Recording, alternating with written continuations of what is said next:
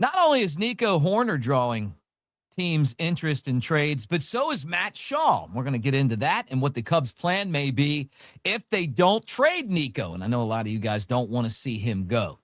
How about Alex Bregman, introduced to Cubs Nation? He's got a new number, and I love the reason why.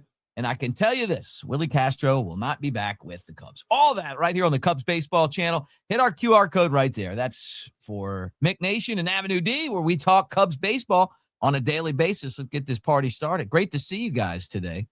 And go Cubs.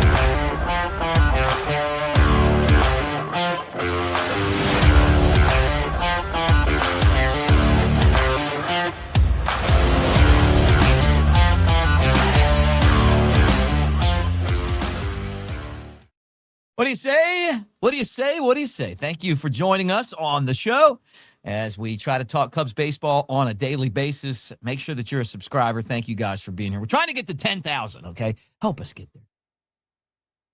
Well, we knew that Nico Horner was drawing a bunch of interest in trade talks, but how about Matt Shaw? I think teams out there are looking and they're going, hey, wait a second.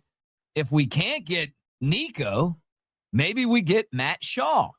And at Alex Bregman's introductory press conference, president of baseball operations Jed Hoyer admitted that they've received more calls than from a lot of other teams about both guys.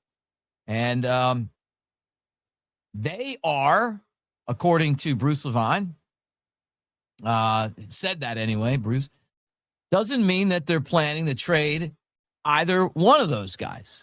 Which I still think that if they get the right package, Nico's out. And I think Shaw is the second baseman of the future in their mind. Now, what's the right package? Well, I don't know. I mean, we talked about the Red Sox. Even the Yankees were kind of in on that. Felt like the Mariners, the Giants, aggressive. How aggressive are they going to be? I think where the Cubs are right now, you can't trade Nico Horner and get back a prospect. You need somebody that's going to impact your team in a way that's going to help them win the World Series. I mean, that's what the goal is. It should be anyway.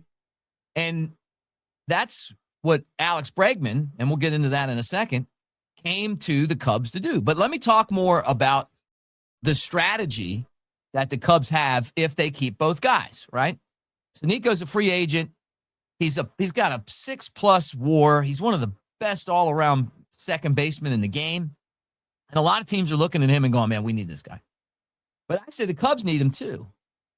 And in a contract year, hey, he may walk at the end of the season, but those guys in those contract years magically always have great years. Or at least most of the time they do.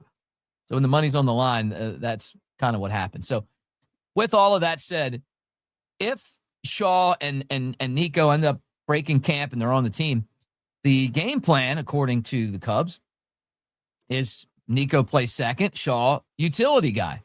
And that includes playing some outfield.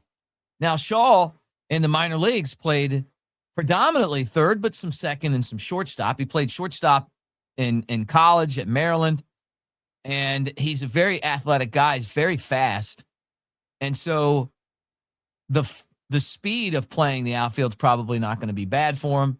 You wonder when the last time he actually did it. I saw him during spring training last year on, some of the fields out in the outfield. You don't know what's going to happen, but they need a utility guy. Maybe they can develop him into somebody that could play some outfield, and his athleticism will carry him. And what you got to remember, too, is when you draft players, you always want to draft somebody super athletic. And a lot of times you draft shortstops because you can turn them into other things, right? The shortstop being the toughest position on the field, the most athletic position. So we'll see, but that's what I would have done in the beginning. I thought that the entire time. Use Shaw as a utility guy now that you know that Willie Castro's gone, which we'll get into here in a second. And maybe if Nico leaves next year, you move him to second base. But this year, if you're trying to win, you could have both guys.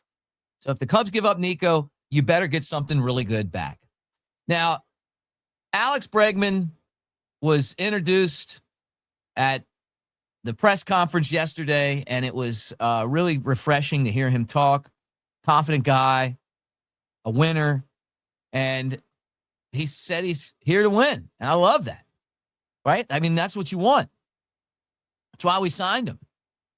And the Red Sox and their fans are really upset, and we are really excited. And I loved when they asked him about what number he was going to wear. Now, he wore number 2 when the Astros won a couple World Series in Houston.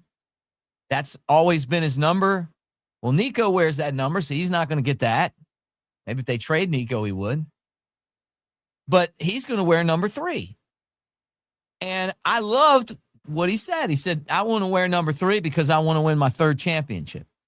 That's sweet. Hey, let's do it, baby. Let's go. That should be the goal year in and year out, is to win championships. And, you know, what does a number represent, right? Like, what does it mean? I personally, you know, I think 23, I think Rhino, you know, 10, I think Ron Santo, you know, like it's kind of, your number follows you, right? Like, people think of that number and think of you. But sometimes you get in the circumstances where somebody's got your number. Now, Shohei Ohtani went to the Dodgers. Somebody had his number, gave it up, and he bought the guy like an expensive car. I can't remember what it was, but you know, Bregman came in and got the huge deal. But Nico's so established that you're just not going to do that. Maybe you reach out, but I don't think you do. I think he did the right thing. 3's a great number. Trilogy. I think of number 3, Babe Ruth, obviously. But just setting the tone by saying, hey, I'm wearing number 3 because I want to win a championship. I love that. Final thing on today's show is that Willie Castro is heading to the Colorado Rockies. He was an all-star with the Twins in 2024, had a nice 2025 season, was traded to the Cubs. And then when he was with the Cubs, all of a sudden, he just couldn't hit anymore. He hit 170 for the Cubs and played a bunch of different positions, but never really made the adjustment from playing in Minnesota to playing for the Cubs. And it didn't seem like the Cubs had a lot of interest in him. Also, the fact that, you signed Bregman, and then you got Nico, and then now you got Matt Shaw. You got to get him at bats. And it just didn't make any sense, right? And then on top of that, Castro got paid $12.8 million. That's a pretty high price for a utility guy, although he is one of the better utility guys in the game. So 28 years old, he'll go to the Rockies. The Rockies were one of the worst teams in baseball last year, but you know what? It gives them a nice signing, and we wish him the best, right? All right, that's it for the show today. Again, appreciate all of you guys. Make sure that you join Mick Nation. Help us get to 10,000 subscribers. Like, subscribe, thumbs up. We'll be following this thing, the saga that is Nico and the trade deadline. But you know what? It gave me a little bit of pause today to think maybe the Cubs will keep, or yesterday, you think maybe the Cubs will keep both guys, him and Shaw. I think so. I think there's a thought for that, unless one other team just is like, hey, we want Nico so bad, we're willing to do this. All right. We'll do it again tomorrow. See you guys. Go.